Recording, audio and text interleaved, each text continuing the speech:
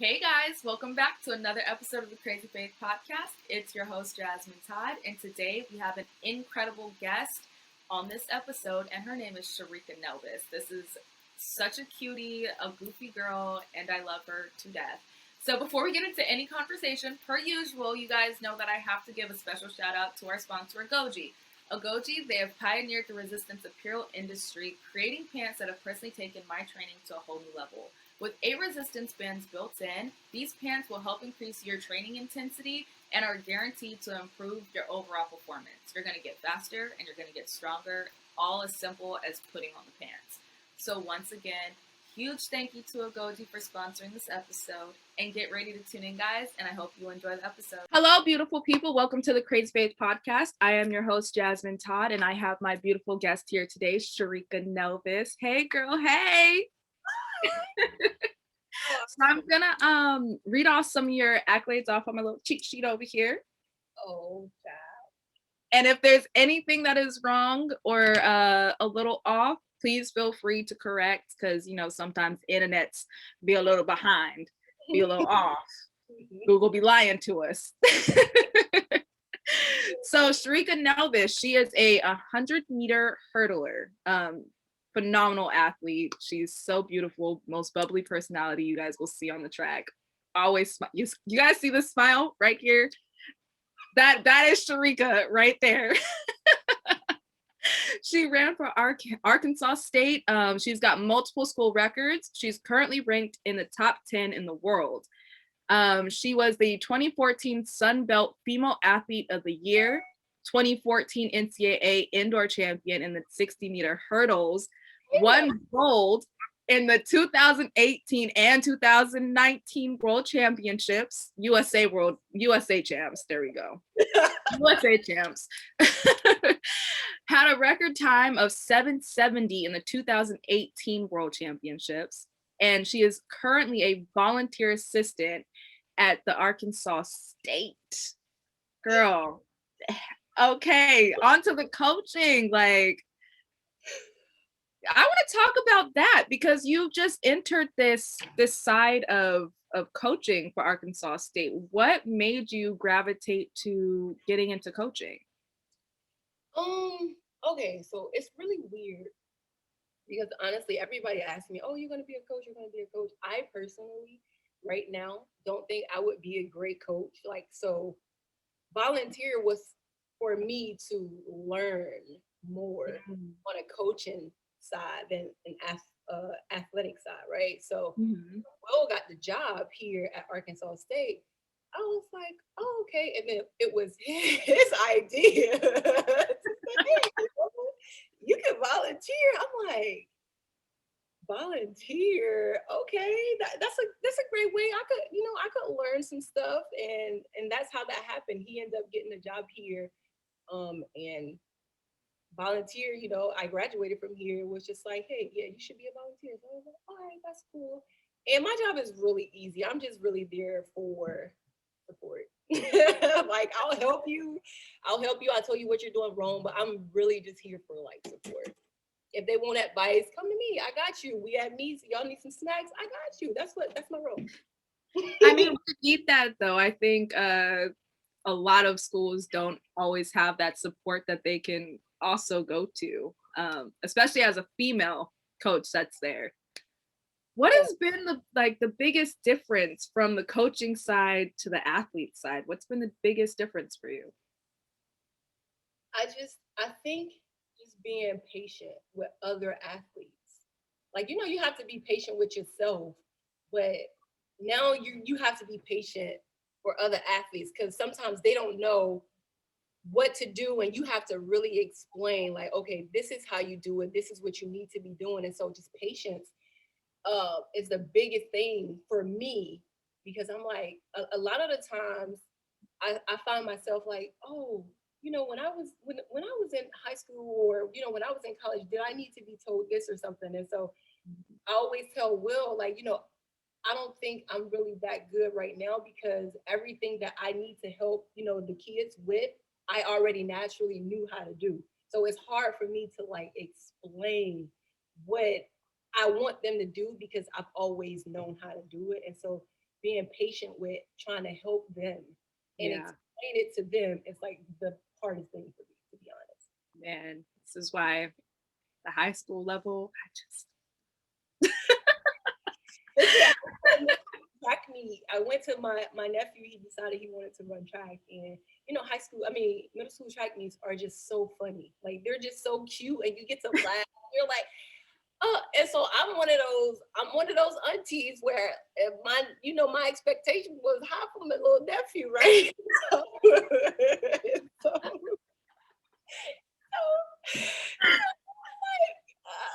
nephew, what's going on? And I was at the meet, right, and they did the hurdles, and I was looking at the middle schoolers. They were running the hurdles, and I was like, dang, I never took 4 steps. Like I never was a 4 stepper in between. Like I've always naturally just taken 3 steps, right? So I'm like, wow. man, how can you teach them not to take 4 and instead teach them Yeah. to take 3? And so I was just like, that's so hard to me. I'm just like, dang, I don't know how to, like, what am I supposed to tell them? Like, how do I translate this to help you? Right. Yes, and I can that's see that being very difficult, yeah. especially on the hurdles, because what has been the most exciting part about coaching for you? Just helping the kids, being able to give them feedback when they need it, whenever they need it. Sometimes if they don't need it, then that's fine. But sometimes they look up to me, come over there, what you think, all of this. So just giving them feedback and being able to help them is that does it for me. Hmm. I see you got into some photography over there too. Well, you know what? I graduated I graduated in journalism. So Oh, I've never, okay. I've never really. So then I started taking pictures at the meet, and I was like, this could be practice because I haven't picked up a camera since probably college. And so Wow. yeah, and so I was like, this would be cool as well. And the kids love it. They really Yes. love pictures. I love the pictures, so I already know. So I try to take pictures of everybody so that they can all have them, and I just put them on my Instagram. I made like a separate page Yes. and get them. But yeah, that was Girl, my you've been killing the pictures. You've been killing the game. I be seeing them. I'm like, let me find out Sharika got a little talent over here on the camera. one of the athletes was like, she's always saying it like we should hire Sharika for media. I'm like, that's too much pressure. I listen. I just like to do it for fun. You guys can get the pictures off my page, but that's too much pressure. I am okay.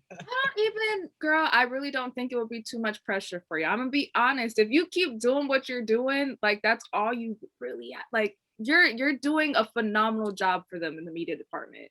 Thank you. I definitely appreciate it. I definitely Definitely the doing the pressure. damn thing.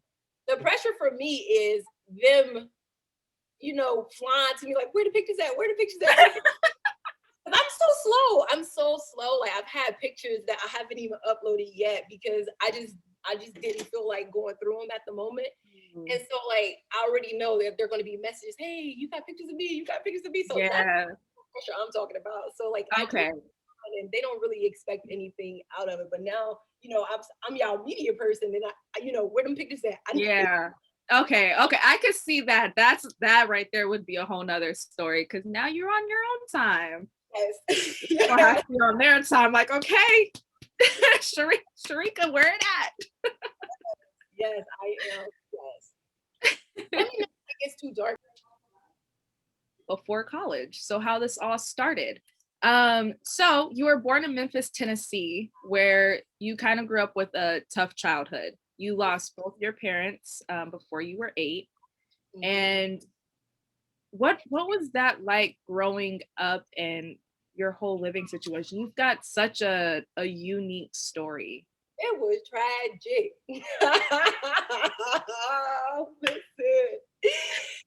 Listen, it was tragic. So yeah, my mom died when we were about, I want to say 7, and so it's about 5 of us. Me and my sister, we went with my aunt. My brothers, they went with my aunt at first, or a different aunt, and then my big brother, he was fine. He was old enough to where he could take care of himself. And Yeah. so, you know, whew, growing up, it was just, we moved a lot. I probably went to about,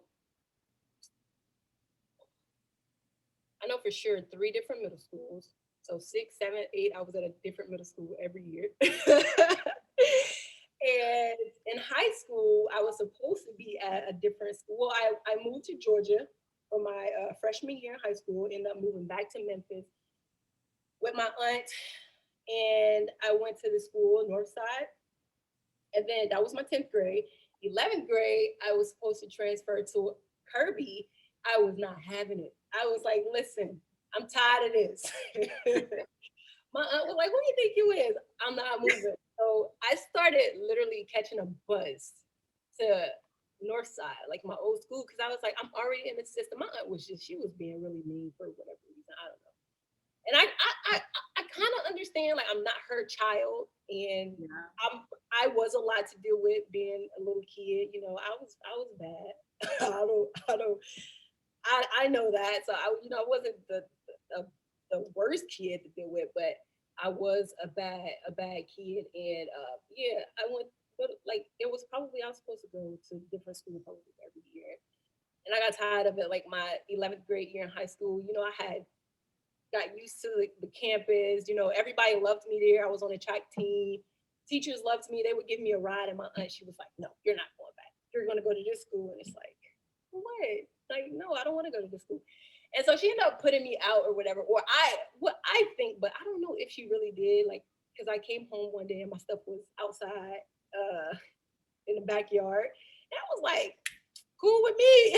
I'm not tripping at all because she had ended up coming to pick me up because she found out I was riding the bus to the school that I was at already instead of the new school. And she came Mm. pick me up. I'm like, listen, I don't want to live here anymore. I just really started feeling myself for some reason. I don't know what that was about. And it was tragic. It was real tragic. I really never kind of knew my dad to begin with, anyways. Like I did, but I didn't. It was very brief. Mm. And I always say I have two dads. So I had a dad when I was a little kid who passed away when I was 8. And then once I was in middle school, I learned that I guess I had a real dad, and he ended up, some stuff ended up happening to where he passed away as well. So it was just like it was crazy. It was crazy. And so every time, I don't know, like people just are so shocked at the fact that, both parents, or if you want to say three parents, have passed away. And I'm just like, listen, I've been already sad. I've been a kid, to where okay, I'm sad or whatever, and now it's just like, okay, what are you gonna do moving forward? Like, well, you can't be sad anymore. So you gotta change your whole attitude. Like you've had your moment. Now here you go, happy. Girl, So when I say change oh, your whole attitude, because if someone was to meet you today, right now, they would never guess your past. Like, you're literally the happiest person. Like, you have your little attitudes, and I love that shit. I'm cussing. But like, you're so bubbly, you're always laughing, you're literally known for your smile and your laugh on the track. I remember 2015 when we made the team. I specifically remember going in the training room, I was getting treatment, and they were just, the statement they said was, between you and Sharika, you guys have the best laughs. You guys are always in here, you're always laughing, and you're always smiling. Like, you guys don't do anything but laugh. You're the goofiest person. And so it's so beautiful to see how you were able to overcome your childhood. I love it for you.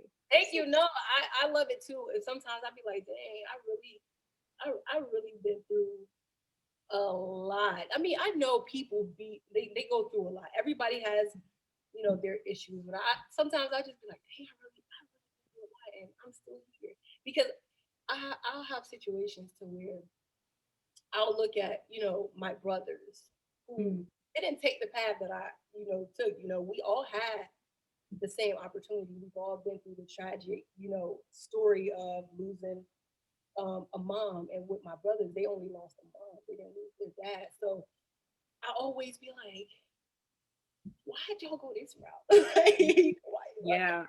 here. Like we're listen, we've all been there. You've been there, I've been there, my sister been there. Go this way. And so if it ain't meant for them, it ain't meant for them. I always say, like, I try to give people advice, but if they ain't ready to take it, then you go Yep. with the other. So I just have to be on hold. You want me to listen? Because I ain't giving no more advice. I'll listen. You need an ear. I got you. But that's it. No more advice. Yeah, that is definitely understandable. And so you started competing. You started running track in 6th grade? Yes, I did. Okay. So how did you get into track? It's so crazy. So I was a little poor little kid. I didn't have any money, and I never knew about AAU until I was in high school, right? So I'm in middle school. We have field days where they do the sack potato, they do the 40-yard dash. All little kids out there running in the grass. Yeah. And I'm telling you, I tell the story so much, like, because people always ask me, like, how do I get in track, right? And so I'm like, ever since when I was in elementary, I was like, I can't wait to get to middle school so I can run track. I said that because I had no idea there was an AAU track event. Like, I never knew that was Wow. a thing, right? And so I'm like, dang, I can't wait to get to middle school so I can run track. And initially, like, track was what I wanted to do, but I played basketball, I played soccer, I ran track in middle school. And then in high school, I played softball, volleyball, track, and basketball. But how I got basketball was because I ran track, and the track coach was the basketball coach because I had tried out my first year when I was in 6th grade, and I didn't make the team. And then track season come around, I made the team, of course. And the next year, he's like, "Oh, well, you're gonna play basketball too." But then I transferred. I didn't have to play. So Joke's on you. oh, no, I am done. No, no. So yeah, I originally always wanted to run track. I've always felt like I was just fast. I don't know. I think it was just something that I was supposed to do. Yeah. And you followed that path. And I think it speaks for itself. You were definitely supposed to be running track because you're killing the game out here. Now, everyone always gets into their events, and some people say, I didn't choose the event chose me. How did you get into hurdling? I'm not gonna say that. I chose the event, first of all. Okay, so when I originally started running track in 6th grade, I was a 4 200 runner because I did not know that that is not what I wanted to do until I did it. So I was a 4 2 runner. I was pretty decent, but I mean, that's just not, that wasn't, no, that wasn't for me. And so when I transferred to another school, I ended up dropping to the 2 1, and I did that, and that was cool. I was like, all right, that's cool. And then I transferred again, and I was like, you know what? I'm gonna ask the coach if I could do the 100 hurdles. And I asked the coach, I said, hey, coach, can I try to do the 100 hurdles? And she was like, yeah. And I was like, oh, okay. And that's literally been the thing I've been doing. I had a really great season, right? And so my old coach was like, why you never ran hurdles for me? I was like, I don't know. Like, that's Wow. not what we're doing. So yeah, I actually chose to do the 100 hurdles. Oh, wow. That is very unique because I wanted to do hurdles, but the hurdles didn't choose me. Hurdles didn't do Sent me the other way. you had 2 hurdles though. Coach was like, oh no. No, no, Go, go no. jump. Long jump and hurdles go together. You can do it. Does it go together? Does it really? Mm. Yes. Yes. You can really do it. I think you'd be a really great 100-meter hurdler. So if you see me out there next year just hurdling, just know this is your fault. Hey, listen. And I'm gonna take all the credit, good or bad. Yep. Listen, that was me That right was me. there. Yep. So, go ahead. Go ahead. So you start running hurdles. You actually took a different route of going to community college before transferring over to Arkansas State. So what was that recruiting process like for you? Did you get recruited to go to this community college, or what was that like? So yes, I got recruited because when I was getting recruited to the D1 schools, I needed a course credit class that I didn't want to take in the summer because I wanted to have my summer. Okay, I was like, nope, I'm not taking summer school. I don't want to go. So Southwest actually recruited me, gave me a full ride, and it just wasn't where I was supposed to be. Like Mm. I just got there, I didn't have any money. I had a car, and it was like in the middle of nowhere. I'm like, well, where I'm supposed to go? I'm supposed to get around. And so the guy who is like my father, who took me in when I was in high school, I was like, listen, I'm leaving. I don't want to be here. I said, if I don't have any money or car, I don't want to be here. He thought I was playing, and I left. Left.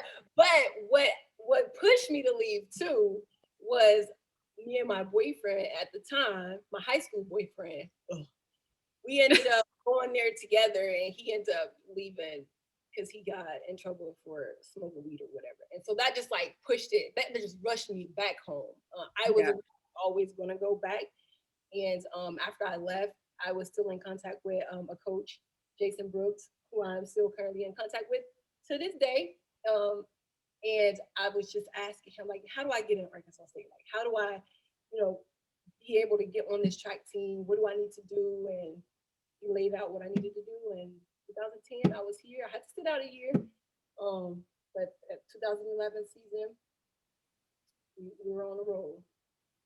So what was it like having to sit out a whole year before you were able to compete? It was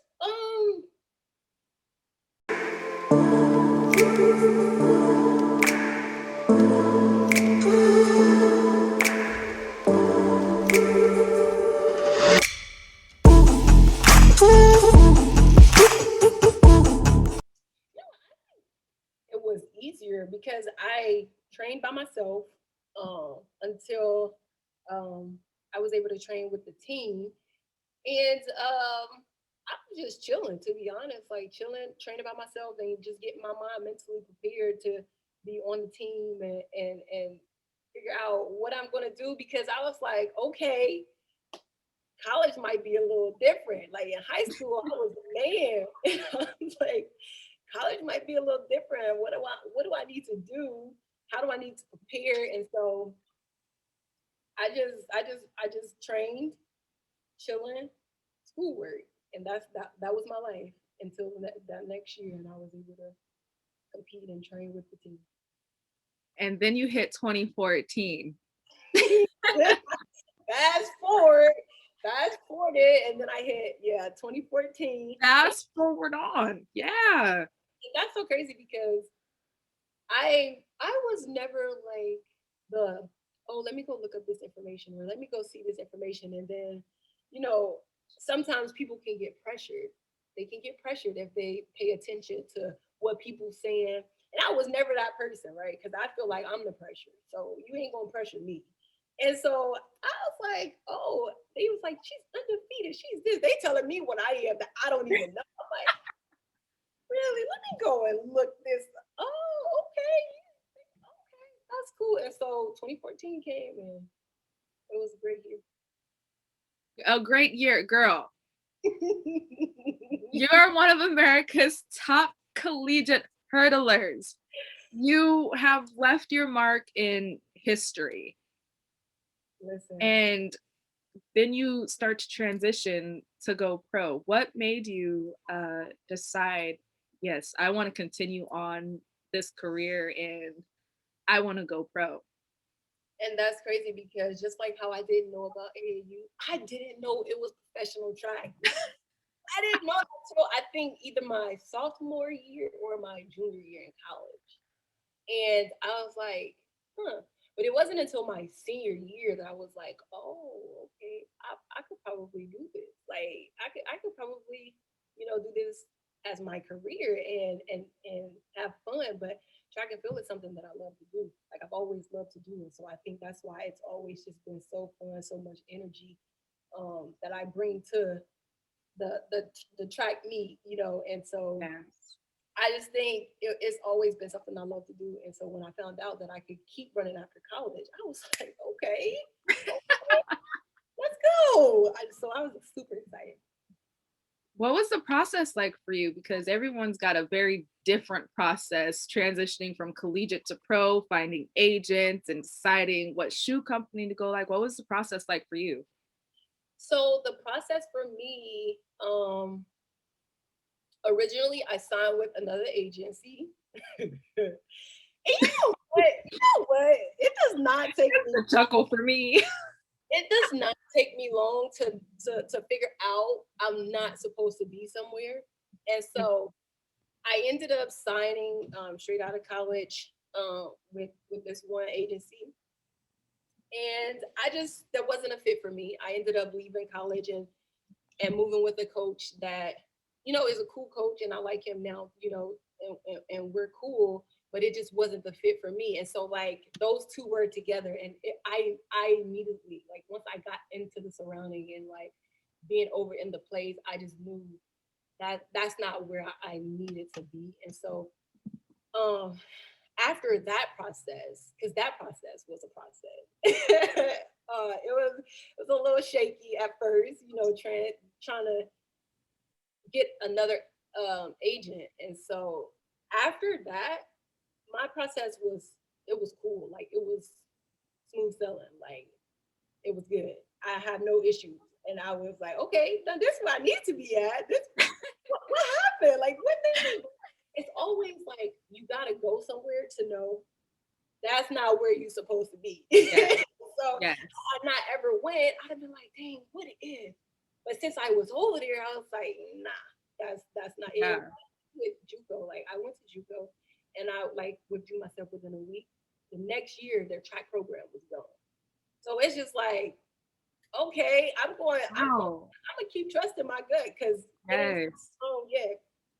Man, that guy, you're gonna be on, okay? Listen, I'm not gonna even lie to you. And this goes to this has nothing to do with gut. It's just like how things just work and how they're supposed to work is literally gonna work, right? So I can take you back to 2014. I was at Nationals. Mind you, nobody's thinking about Arkansas State. They're not thinking about, oh, this girl could possibly, no, they're not thinking about that, right? So I'm literally the last person to get into the final. I am in, okay, I don't know if I hit a hurdle or if I just had a bad race, right? I literally cried and I looked up and I said, you playing with me, huh? Like, I was like, God, you playing with me, huh? And I told myself, I said, there's no way that I'm not about to win come tomorrow. I said, because this is my chance. Like, you just said, okay, I'm gonna go ahead and put you in there. You eighth. And I'm like, you know what? I know, like, you really playing with me. I swear. I talked to Coach Coop. He was the coach at the time at Arkansas State, crying, boo-hooing, like, and I'm like, he playing with me. He playing with me. Like, I'm like, I'm always where I need to be every single time. So I'm just like, okay, cool. We're gonna trust the process. So it's the gut feeling. Then I like God be really looking out for me for real. Hey, he's got his hands on you, man. Cause wow, that that is crazy. It's crazy. Every single time, I swear, every time, I'm just like, dang, that's so good. Like even with we'll get in this job, we moved to Alabama for last season, and it didn't work out for us. And we're at a track meet, and Arkansas State's there, and we'll just jokingly say, "Hey, coach, if you need a coach, I coach." And Wow. here we are. And look at you guys now, literally coaching. I'm like, child, because we originally were gonna stay in Texas, right? We were gonna stay in Texas. Um, but then that didn't happen. We ended up moving to Alabama, and so I was like, okay, everything is just literally where it's supposed to be Man, trust in the process. It's so important. Like, and listening to that gut too, because sometimes that just be him talking to you, like, hey, I'm trying to tell you something. You better start listening, or else I don't know what to tell you from there. On as my god dang on boyfriend. He'd be like, girl, I showed you. I'm like, no, you gotta show me something different. That ain't what you mean to show me. Are you sure, Lord? Are you you're positive? 100% sure. Like you sure? He's like, girl, You don't listen to me. I know you've been right. I know you've been right every single time, but you sure? That's really girl. Yeah, no, man. You 1,000% sure. I'm gonna give you one last time. What Tell last me.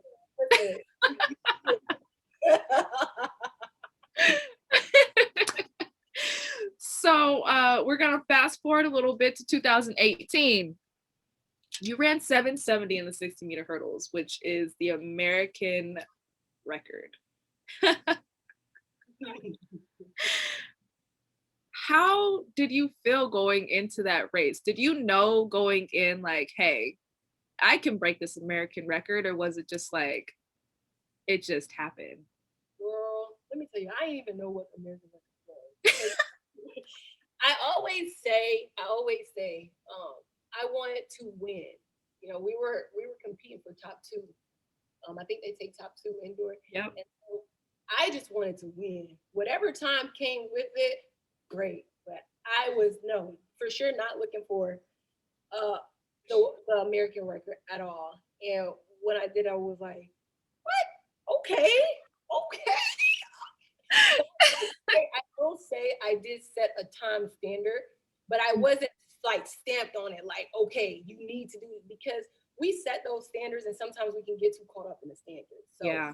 I set my goal for what I wanted to run that year, and my goal was 775. And so I was like, dang, I can't feel myself short a little bit. What's going on? But when I did that, I was really like, okay, that's good. And I still look at that race and be like, that was a good race. That was a good race. It could have been better, but that was like a good race. I was like that. I was just gonna ask, like, do you go back and watch that video and you're just like, I did what I needed to do. I gave what I needed to give. Yeah, oh for sure. I always go back and watch that video and it still gives me butterflies watching it because it's Wow. yo, like just how I transitioned from one hurdle one to the finish line was just like amazing. I was like, but dang, it could be so much better. But just in that moment, I was like, this is really good. I was like, yeah, this is really good. And I still give it a five. Man. Oh man. Oh man. And They'll then get that to transfer down the track. now I need you to continue on down. Yeah. Girl, and it's all gonna come. Like we keep saying, it's all in his timing, and he's got a special plan for you. So it's all gonna come, and I can't wait because I know I'm gonna be there. We're gonna be there on these teams, and I'm gonna be sitting there watching and cheering on. Doing the same thing. I cannot wait. So then we have 2019. Woo, fun year.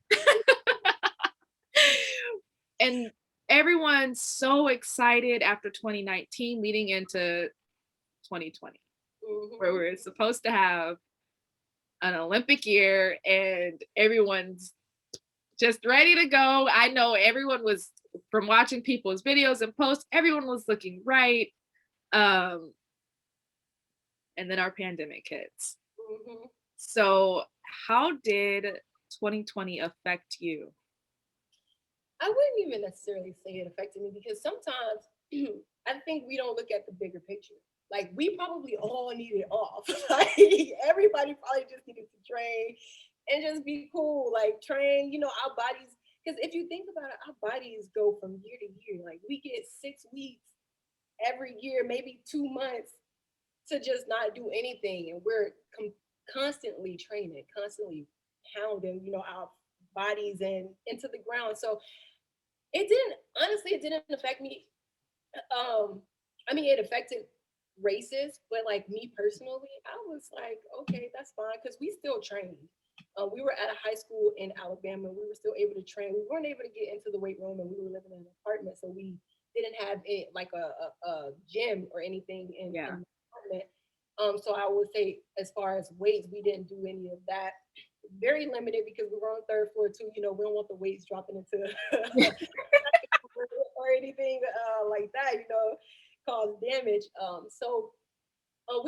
We were, because honestly, at the beginning, I was like, I don't think they're going to cancel all of these meets. And then they started canceling, and I was like, "Dang, okay."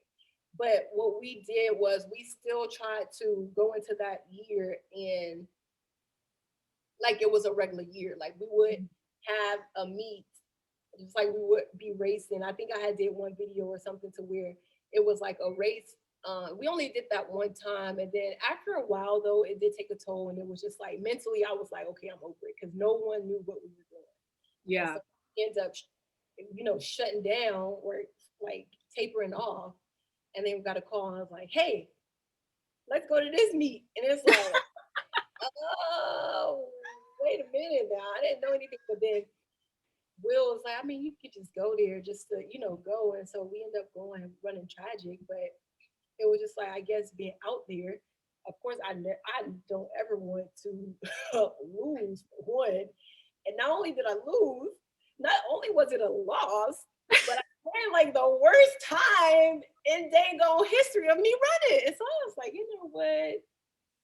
Okay. And so we were supposed to originally run another meet, but we ended up just coming back home because one, I wasn't with it, and two, I had already started tapering off. So it was just like we'd already started shutting our season down because we were just in the dark. And Yeah. that just made me more hungry for the year that's coming up. Yep. Going into 2021, man. What? Oh, Finally here. Like, how are your emotions? We're going into 21. You're ranked top 10. Um, what are your goals for this year? my goals, honestly, is going to be the same as any other year. I'm trying to dominate in the 100 hurdles, win all my races, and have fun. Like, because you gotta have fun. You gotta bring fun to the table. Because if you be too serious and you start messing up and everything start going wrong because you want to be all tense, like, so just relax, have fun with it. Win these races. Yeah. I First, I gotta get a schedule. I was just gonna ask. So, do you know when you're opening up? Do you have any idea of when you're going to? Aha. Kind of, sort of. I'm hopefully maybe if they have world relays and they have the show to her relay, uh, and I get invited, I'll probably go there. If not, it'll be in May. Okay. Yeah. Perfect. You sounding like me. I need to need to work on some things. Work on some things. Yeah. Get everything together. I know it's gonna be a phenomenal season for you, though. It's gonna be a great year, and I think just in general, already seeing some of the stuff that's been happening and how people have been performing, it's I think it's gonna be a great year for Team USA. Yes, I Very think excited. that make you just be so ready, like looking at results. And me, honestly, I'm not like a track person, but Will is. And so like when I say track person, meaning like I don't go looking for results. Yeah, If I see it you're on like me. I'm on Twitter. If I see it, I see it, but I'm not Yeah. going, oh, what it is. But my boyfriend, he likes to keep up with stuff like that. And so like just looking at what everybody's doing, he likes to watch it. And so I'll join in with him every now and again. And so it's just like it's definitely dope seeing everybody running, and it just makes me be like, okay, I cannot wait. I can't Yes. get on It's definitely going to be such a magical year, and I can't wait. And so now I've just got some random fun questions. I've got three random fun questions. The first one, let me buckle my seatbelt in because some of the answers I've been getting, they rain. Okay, so we're gonna put you on a deserted island. Just you and yourself, no Will. Will's gone. Oh, Will's gone. girl. But you can bring 3 things with you. Any 3 things. And it can't be Will? I mean, if you want him to be one of your 3 things. Okay. Okay. Okay, 3 things. What will I bring? Okay. So I'm going to bring Will some water and my phone. I hope Will can feed you guys and catch some How long we some of gonna? these Yeah, we gonna be good. Yeah, he gonna catch some stuff. We gonna be good. He this wanna go plays like, and I'm not. I don't want to do it. I don't want to do it. He gonna catch some stuff. I don't know if I'm gonna eat it, so I still might die. Oh my goodness, that's a good one. Okay. I'm impressed with those answers. Except for the phone. How do you plan on charging your phone? Well, shoot, until it dies, I guess. I guess. Have DoorDash come drop us some food off. DoorDash, I need a helicopter. I need you to use a helicopter to bring me some food. Like, girl, who do you think we are? Okay. Second question, because this is just, I always gotta ask. We've got so many different events in track and field, right? All these events, and usually each event's got certain personality types that come along with them. You see the groups, the different groups. What group is the most funniest group? Funniest group. Funniest group. Funniest group. Like, what do you mean funniest? Like, what group makes you laugh the most? What event group makes you laugh the most? The jokesters, the class clowns. This is tough.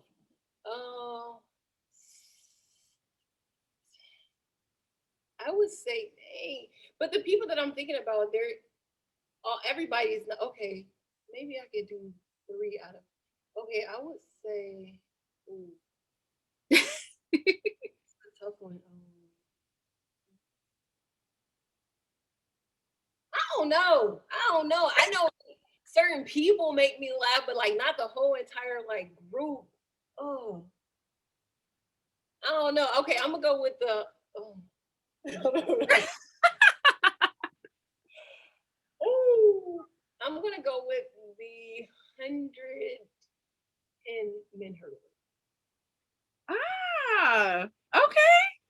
You guys are definitely a crazy little That's group. only because you got Grant right now, and then you used to have Jason, which is hilarious. Yes. Yeah, okay, yeah, 110. The 110s is definitely a very silly group. They are funny as hell. I can't even hold you. And then the last question. Animals. So if you could describe yourself as one animal, what animal would it be? And why?